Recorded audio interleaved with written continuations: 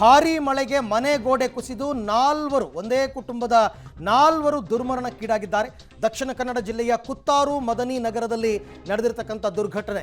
45 ವರ್ಷದ ಯಾಸೀರ್, 40 ವರ್ಷದ ಮರಿಯಮ್ಮ, ಮೃತಪಟ್ಟಂತವರ ಹೆಸರು ಮಕ್ಕಳಾದ ರಿಯಾನಾ ಮತ್ತು ರಿಫಾನಾ ಇವರೆಲ್ಲರೂ ಕೂಡ ಮೃತಪಟ್ಟಿರ್ತಕ್ಕಂಥವ್ರು. ಅಬೂಬಕರ್ ಎಂಬುವರಿಗೆ ಸೇರಿದ ಮನೆಯ ಗೋಡೆ ಕುಸಿತವಾಗಿದೆ. ಮೋಸ್ಟ್ಲಿ ಇವರೇನೋ ಬಾಡಿಗೆ ಮನೆಯಲ್ಲಿ ಇದ್ರು ಅನ್ಸುತ್ತೆ.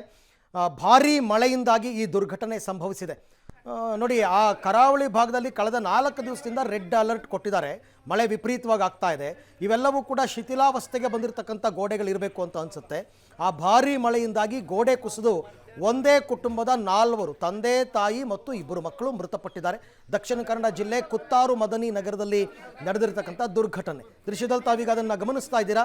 ಅಲ್ಲಿ ಆ ಶವಗಳನ್ನು ಎತ್ತುವಂತಹ ಕೆಲಸ ಕೂಡ ನಡೀತಾ ಇದೆ.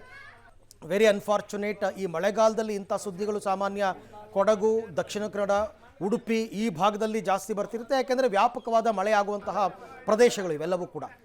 But very unfortunate. 4 ಜನ ಮೃತಪಟ್ಟಿದ್ದಾರೆ. ಮಲಗಿದ್ದವ್ರು ಎದ್ದೇ ಇಲ್ಲ.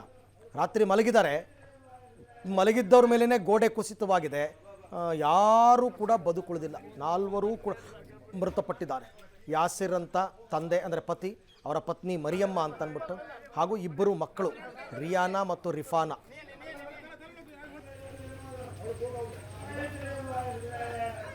ಈ ಬಗ್ಗೆ ಮತ್ತಷ್ಟು ಮಾಹಿತಿ ನನ್ನ ಕೊಲೀಗ್ ಸುಖಪಾಲ್ ಪೊಳಲಿ ಅವರಿಂದ ಪಡ್ಕೋತೀನಿ. ಸುಖಪಾಲ್, ಇವಾಗ ಏನು ತುಂಬ ಶಿಥಿಲಾವಸ್ಥೆಯಲ್ಲಿ ಇದ್ದ ಕಟ್ಟಡ ಹಾಗಾಗಿ ಬಿತ್ತು ಅಂತನ ಏನಿದೆ ಅಪ್ಡೇಟ್ಸ್ ಇವಾಗ?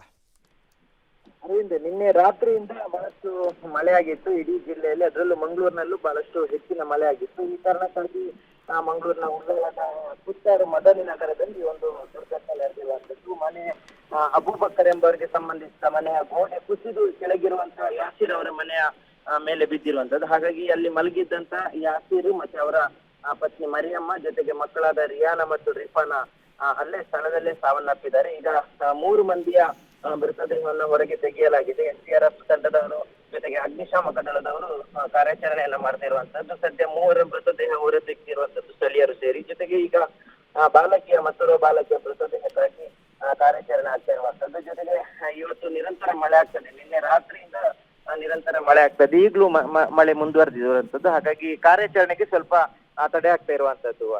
Okay, thank you Sukhpal. ತಮ್ಮ ಎಲ್ಲ ಮಾಹಿತಿಗಾಗಿ ಧನ್ಯವಾದ.